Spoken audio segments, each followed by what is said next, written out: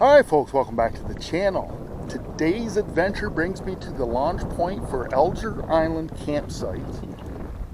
That large clump of trees right down there is Alger Island campsites. They're paddle up sites only, but we're not going that way. We are going the other way to Third Lake.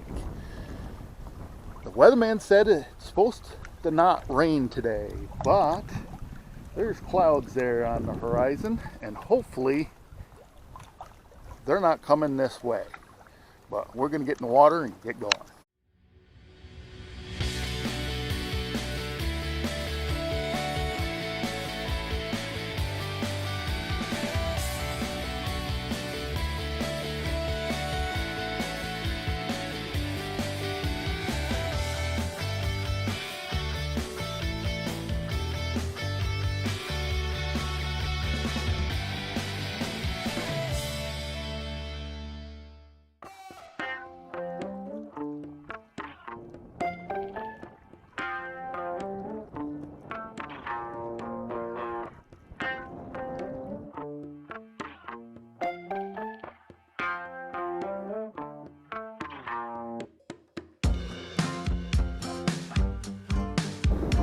So this is Third Lake, and it's not a bad sized body of water. The path to Second Lake is right over there, but there's a lot of homes along the sides here, and it's a breezy day, but it hasn't rained yet. So it's a good choppy day out here in the water. It's not the worst that I've seen, but still, the wind is kind of blowing me around a little bit. I'll just keep my nose right into the wind until I decide to turn around. But yes, this is Third Lake. It is the third lake in the Fulton chain of lakes. This lake was created when they dammed up the Moose River and Old Forge, and it created a Adirondack highway back in the 17 and 1800s, linking Old Forge Pond to First Lake, Second Lake, Third Lake. Fourth Lake is on behind me, and that takes you right up into inland. But yes, you could probably hear the wind in the mic. It's a quite breezy day. So I'm staying at Mixed Lake DEC campground in Old Forge. I'll have a review out on that later. And yeah, it's been an interesting weekend. This is Father's Day weekend. Today is Father's Day. Happy Father's Day to all the fathers out there. Every year I have came out down into the central Adirondacks, and this is the first year that it's been where I could wear a t-shirt. I think it was, 2 years ago, I was staying at Limekill, and Fourth Lake, they had the launch closed because there was 3-foot waves on the lake created by the wind, and it was so cold that they had snow squalls coming off the lake. And then 2 years ago, I was in the Moose River Plains, and it was the high on Father's Day was 41 degrees and raining. And last year was I didn't get out on Father's Day because a few days before is when my dad passed away, so I didn't get out on that weekend. But it has been an interesting trip down here. Usually when I come down in this neck of the woods, let me adjust this a little bit, it takes me towing my camper from my house to Old Forge is a little less than 2 hours. But on this trip down, I played a game of red light, green light almost the entire way down here. There is so much construction going on Route 3, Route 30, Route 28, that they have those portable traffic signal lights out, and you know, you come on, you're doing 55, and you come onto a sign that says construction ahead, traffic light 1,000 feet, and you come around the corner over a hill, and there it is, and it's green, or it's red, so you stop. And there is a large number of those on the way down here. So it took me 2 hours and 40 minutes to get from my house to Old Forge. Usually takes me about 2 hours. And guys have been around on a jet ski there. But I can realize and understand the frustrations with all those stop and goes and the construction. But it needs to be done, and I just wanted to do a little PSA. You know, getting frustrated at the construction workers or doing stupid things. Twice on the way down, I had the first one was on Route 30. I had a Tesla that decided to, I got to nose into his waves here. I had a Tesla that decided, coming at me, pass on a double solid line, and it was pretty close. I moved over. Luckily, it was in a section of road where I could move over, and I moved over as far as I could. I was watching the camper off my mirror because I can only get so far over with that. And the people that he was passing moved over, and he was actually right on the double solid line when we met. And he's probably doing 90 at that point. Yeah, that Tesla probably wouldn't stand a chance hitting my truck head on with it, towing a camper and everything, all that force. But that is just one. The second one was on Route 28 by 7th Lake coming down through. Guy in a Dodge Ram decided to pass coming down a hill, and I was coming down crest of the hill on the other side, and we met.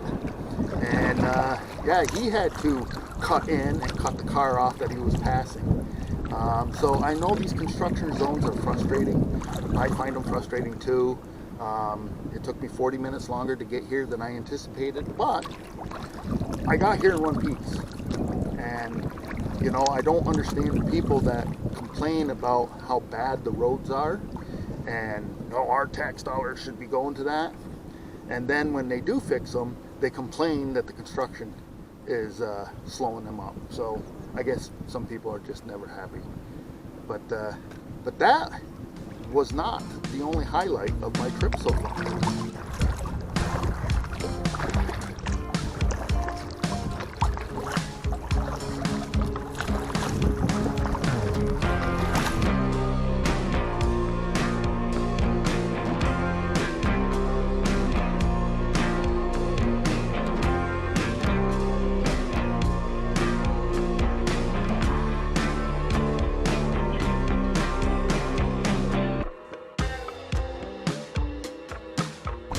So when I got to Old Forge, got to Nix Lake, I had just completed setting up my camper. And I was walking around the front of the camper, and somebody was going by. It was a black Dodge Ram. And I did see the girl in the front seat, but I didn't really pay much attention to her. And I walked around the front of the camper to close up my compartment door on the other side, when I heard out the window, she said, "American flag, asshole." And I kind of, what? I wasn't sure it was intended for me, but I was the only one around, and I shut the compartment door and watched the truck drive up the road, and I thought, are you kidding me?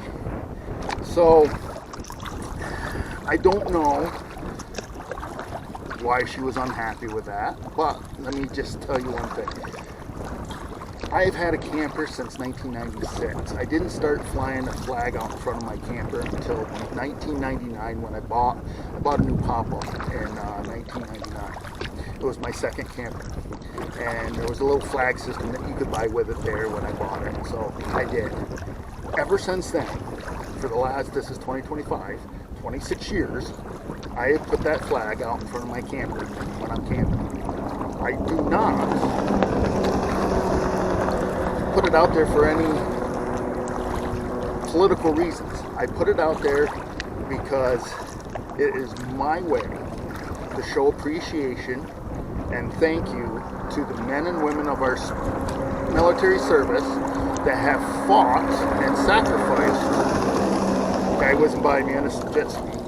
That have fought and sacrificed for my right to be in this kayak right now and to have that RV where I can travel. That's the only reason I fly that flag. It is my way to show my gratitude and my thanks to those people. Because when you're putting 18, 19, 20, 21-year-olds out in the world, and you're putting a weapon in their hand, and they have to go out and fight, they're still young. They're making that, they got tough choices to make. And they sacrifice their time and their effort, their bodies, and sometimes their lives for our right to do things. And they sacrificed all that for her right to call me an asshole and hate the American flag if you want. But at least be grateful for your right to do that. And thank the men and women of our armed services for that right. So I'm not mad, and I'm not any kind of dissuaded from flying the flag at all. I will continue to do so. But I'm just kind of disappointed that it happened here in the heart of the Adirondacks in Old Forge. That I'm highly disappointed at, because that's not the Adirondacks I grew up in. I mean, I grew up, I've done everything possible in these Adirondacks, you know, from snowmobiling to jet skiing to boating to cross-country skiing, downhill skiing, ice fishing, regular fishing, kayaking, canoeing, boating, camping. I slept underneath the stars on a rock, on a flat-out rock next to a river. So, good thing they didn't have YouTube back in the 80s and 90s when I was doing this stuff. But, I have never had anybody in these Adirondacks be any kind of hateful, but I guess other areas of the country are seeing it, and it's just too bad that it's spread to here. But it didn't ruin my weekend. I've had a great weekend. The weather has been cool, and a little tidbit of information is that, you know, I talked about how much rain we had in the last year when I was out camping, and how much rain we've had so far in the spring.